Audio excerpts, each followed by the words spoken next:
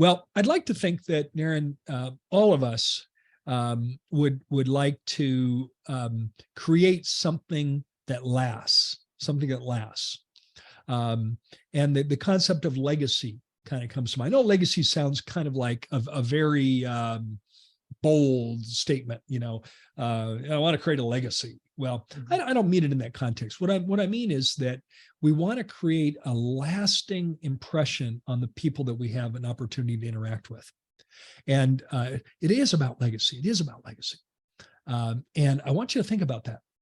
And I want to ask you a question. And the question I want to ask every one of our listeners is this: are you creating a legacy? And I believe the answer is yes or no. I don't think it's murky. I think it's yes or no. Now, I've asked that question to quite literally thousands of dentists. The most common answer that I get is, Gary, I feel like I'm doing really beneficial work. I'm proud of my practice. I'm proud of my team. I'm proud of my dentistry. I feel like we have a lot to be proud of. But if I'm being completely honest with you, I feel it stops a little bit short of legacy. I've heard that, some variation of that answer many times. If that's true for you, what I would ask you to do is I'll ask you a second question. And I'm not assuming that that's true. You may say, yes, absolutely. Here's some things that I can point to that have me, very much in the process of creating legacy. If that's true, man, I'm doing cartwheels down the hallway, because that's amazing. But if your answer is what I've heard, a version of what I just described, not quite, then my next question for you is, what would need to change for you to begin to create a legacy? And I believe if you went to the place in the world where you do your best thinking, wherever that is, could be at the beach, on a mountaintop, alongside a river. Heck, it could be in your favorite recliner in your library. Maybe sitting on your back porch. Go to the place where you do your best thinking and answer that question. I believe every one of you could quickly answer that question if you just gave yourself the luxury of thinking about it. It could be changing your relationship with dental insurance companies. It could be maybe becoming an owner of a practice. That's what I need to do. I mean, it could be any number of things. What would you need to change to begin? Not to create, but to begin to create a legacy. And my third question is, so Gary, hold on there. The third question would be, when will you begin?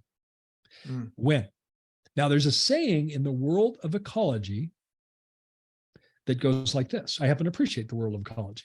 There's a saying that says the best time to plant a tree was 20 years ago. The second best time to plant a tree is today. Today. Yeah. It's legacy. Can you give us you have worked with some of the who's who in dentistry. Can you give us, maybe based on your experience working with these people over the years, when did that moment happen, and kind of what were the answers they came up with? Just some ideas, just to kind of get a perspective on what this even looks like.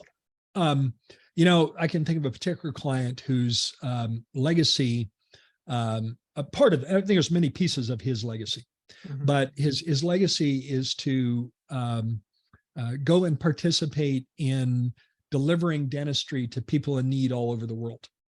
So he travels often with his team, and they go to primarily third world countries, where there's opportunity to participate in charitable dentistry for people that wouldn't have any access to care. That's part of his legacy, as part of his legacy. Just an idea, part of his legacy.